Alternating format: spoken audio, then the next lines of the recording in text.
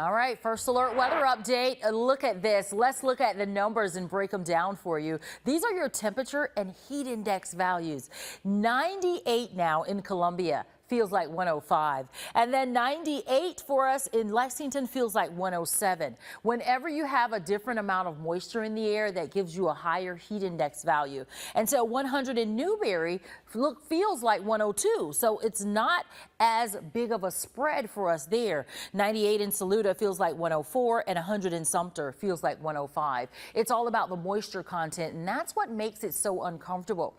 We're going to carry a heat advisory until 8 o'clock this evening. For heat index values that will go anywhere from 108 to 112, and we are already starting to experience that. We started that probably about 11:30 or 12 o'clock today. We were getting those heat index values flirting with 108 and 110, and so it was a great day for a heat advisory, because we do want to make sure that we are the first to alert you to the fact that this heat can be dangerous. You can succumb to heat illnesses, heat cramps. All of those things are possible when spending too much time outside.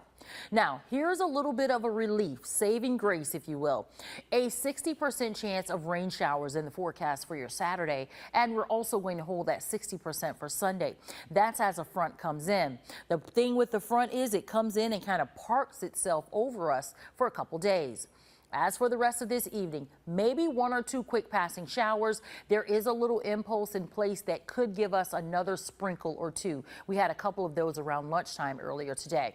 As we get into the 1 o'clock time frame tomorrow, that's when we will see clouds, showers, and storms moving in. With these showers and storms, if the temperature at that point is 98 or 97 degrees, of course, this will take your temperature down a little bit. Cloud cover, a nice little breeze, that helps. Even though it's brief, it's short, it's momentary relief, but for the most part is something that's going to come back. It's going to get hot. It's going to get steamy again. Now we get into the 3 o'clock time frame, still tracking showers and storms out there. Here's your clock up here at the top, and this is what we expect the radar to look like tomorrow at 3 o'clock. We then get to about 5 o'clock. A lot of those showers die out, but the outflows start other storms to developing, like up near Chester, up near Winsboro, Newberry. Those areas seeing some downpours then. The front that's bringing all of this in, it moves through, gives us another round of storms a little bit later in the day, and then we get a quiet night before showers and storms develop again for your Sunday. Tropical storm Beryl. Yeah, Beryl is down to a tropical storm now. Winds at 70 miles per hour. The movement is to the west-northwest at 15. We are expecting it to move off Yucatan and then back into the open waters of the Gulf as a tropical storm, and then at about Sunday or so become a Category 1 hurricane again. So we're expecting it to start to re-intensify, but for now it has weakened, and it does show signs of staying weak for a couple days before it makes that next landfall near Brownsville, Texas.